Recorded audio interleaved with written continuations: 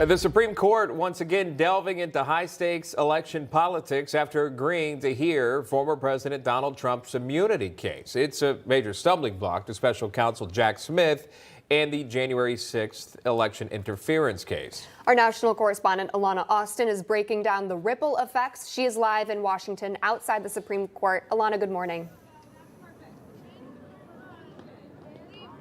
Hi, good morning, Christina and Sean. So no matter what here, this is delaying Jack Smith's ability to prosecute this January 6th case against former President Donald Trump. The U.S. Supreme Court is now on track to take up the oral arguments the week of April 22nd. But again, this is still delaying the case regardless of the outcome. Yesterday, the U.S. Supreme Court announced its decision and said it would be taking up this matter, quote, whether and if so, to what extent does a former president enjoy presidential immunity from criminal prosecution for conduct alleged to involve official acts during his tenure in office. Well, this is being taken up on an expedited case by the Supreme Court, but it's still possible this trial does not happen until after the elections.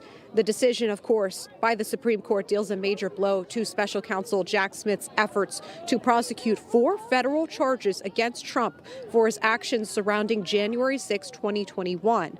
The case was originally set to happen on Monday, March 4th of next week, but it's been delayed for various legal reasons. In a filing to the Supreme Court, Jack Smith said, quote, the charged crimes strike at the heart of our democracy. A president's alleged criminal scheme to overturn an election and thwart the peaceful transfer of power to his successor should be the last place to recognize a novel form of absolute immunity from federal criminal law.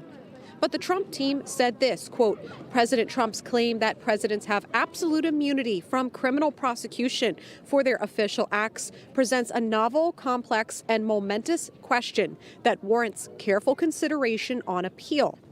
Now, the filing from the Trump legal team goes on to say, quote, in 234 years of American history, no president was ever prosecuted for his official acts, nor should they be. Well, Christina and Sean, there are a couple of scenarios here, but one hypothetical is that the U.S. Supreme Court says there is no presidential immunity for Trump. In that case, it would still be several months, potentially the late summer or early fall, before a trial would be scheduled to take place. And of course, if Trump's argument here of the legal immunity is upheld, the case is thrown out the window.